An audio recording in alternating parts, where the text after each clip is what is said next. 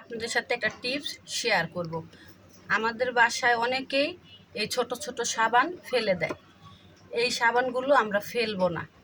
এই সাবানগুলো ছেলে মেয়ে যত বড় হোক বা স্বামীরা ব্যবহার করে না।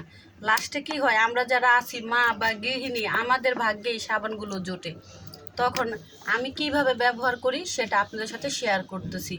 এইভাবে অল্প পানি দিয়ে সাবানটাকে আমি ভিজিয়ে রাখি।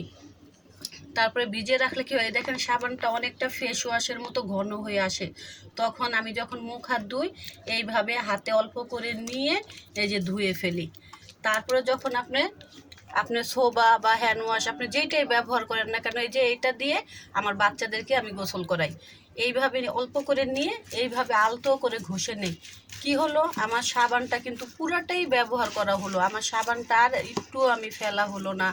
আর আমার বাচ্চারাও বলে না আম্মু এই সাবান দিব না, সাবান শেষ হয়ে গেছে। তাহলে আমার বাচ্চারাও খুশি মনে এইভাবে সাবান নেয়, বাবল ফুলায় ফুলায় গোসল করে।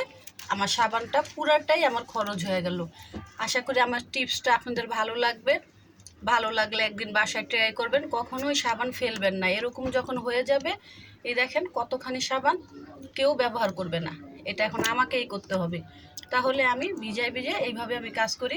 আশা করি আপনারা এটা এরকম বাসায় ট্রাই করবেন।